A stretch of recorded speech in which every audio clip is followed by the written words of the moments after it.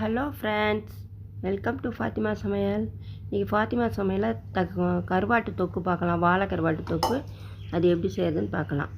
அதுக்கு ஒரு medium size தக்காளி, 3 தக்காளி, மீடியம் சைஸு பெரிய வெங்காயம் 3 அது எடுத்துருக்கேன். அதை நம்ம கட் பண்ணிக்கலாம்.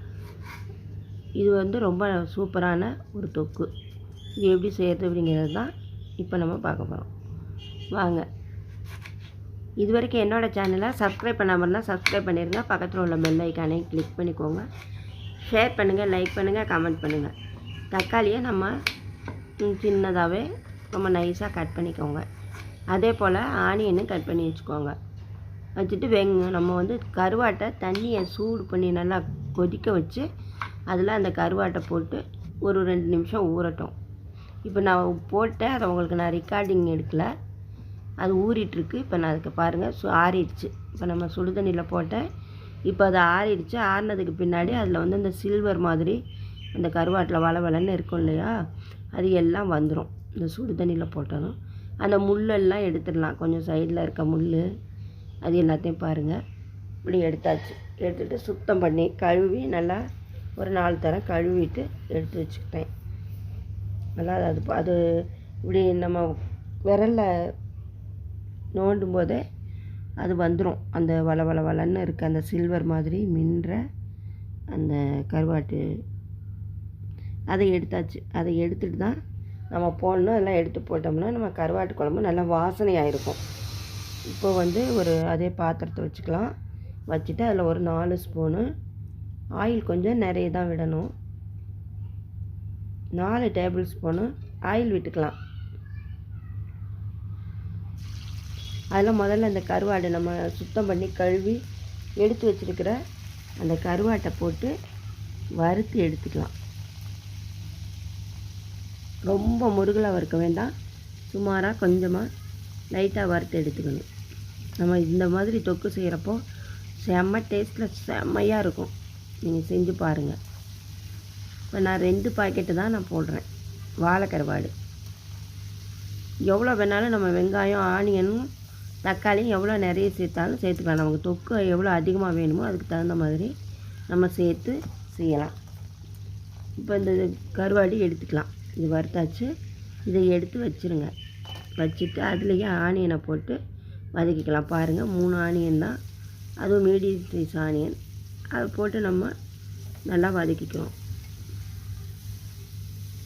அந்த கருவாடு வறுத்த எண்ணெயிலேயே. வெங்காயம் இதெல்லாம் நமக்கு அதிகம் மாதிரி தெரியும். கொஞ்சம் பூண்டு, ஒரு 2 பூண்டு உரித்து அதையும் போட்டிருக்கேன். 3 பச்சை மிளகாய். கருவாடு எவ்வளோ வேணாலும் நீங்கள் சேர்த்துக்கலாம். ரொம்ப அதிகமாக வேணும்னாலும் அதிகமாக சேர்த்துக்கலாம். நம்மளோட விருப்பம்தான். அந்த தக்காளிக்கு கட் பண்ணி வச்சுருக்க தக்காளியும் போட்டு நல்லா வதக்கிக்கலாம். இது ரொம்பவே செமையாக இருக்கும். சாதத்துக்கு, ரசம் சாதம், சாம்பார் சாதம், நம்ம சாதம் போட்டு பிரட்டியும் சாப்பிட்டுக்கலாம். அதில் பிசைஞ்சு சாப்பிட்றப்ப இன்னும் சூப்பராக இருக்கும். உப்பு போட்டுக்கணும். உப்பு கருவாட்டில் கொஞ்சம் தான் இருக்கும். அதனால் நம்ம நல்லா கழுவிட்டோம், அதனால் கொஞ்சம் தான் இருக்கும். நீங்கள் கொஞ்சமாக உப்பு பார்த்து சேர்த்து போட்டுக்கணும். இப்போ நான் மிளகாத்தூள் 2 ஸ்பூனு மிளகாத்தூள், 1/2 ஸ்பூனு மஞ்சள் தூள், இதையும் நல்லா அந்த பச்சை வாசனை போகிற வரைக்கும் நல்லா வதக்கிக்கோங்க. வெங்காயம் ரொம்ப வதங்க வேண்டியதில்லை, கண்ணாடி பதம் வெந்தால் போதும். இப்போ பாருங்கள், இப்போ நம்ம அதில் கொஞ்சம் கருவாடை அந்த சின்ன சின்ன பீஸுகளை இதில் போட்டுடலாம். போட்டுட்டு இதில் நம்ம கிண்டும் போது அந்த பீஸ் எல்லாம் நல்லா உடஞ்சி அந்த வெங்காயத்து கூட நல்லா கலந்துரும். பீஸு தனித்தனியாக இதை நம்ம உடச்சி சின்னதாக கூட கட் பண்ணி கூட நம்ம போட்டுக்கலாம். இப்போ இதை போட்டுட்டு கொஞ்சம் தண்ணி விட்டு அது வேகட்டும். அந்த கருவாடு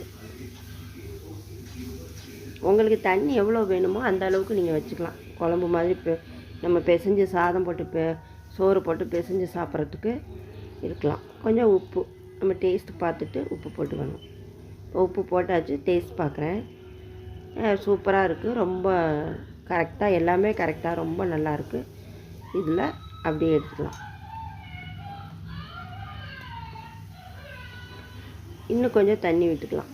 உங்களுக்கு இன்னும் கொஞ்சம் தண்ணி வேணும்னாலும் நீங்கள் விட்டுக்கலாம். ரொம்ப திக்காக இல்லாமல் கொஞ்சம் தண்ணியாக இருந்தால் நம்ம சோறில் போட்டு பிசைஞ்சு சாப்பிட்டா ரொம்ப ரொம்ப ரொம்ப சூப்பராக இருக்கும். இப்போ அந்த பெரிய கருவாடு முதல்ல போட்டது துண்டு துண்டாக போட்டோம். இது கருவாடு சாப்பிட்றதுக்கு கேட்பாங்க, அந்த தொக்கில் இருக்க கருவாட்டை சாப்பிட பிடிக்கும் அப்படிங்கிறவங்க, அதுக்காக இந்த மாதிரி போட்டு கொஞ்சம் நேரம் அதை வேக விட்டு நம்ம எடுத்துக்கணும்.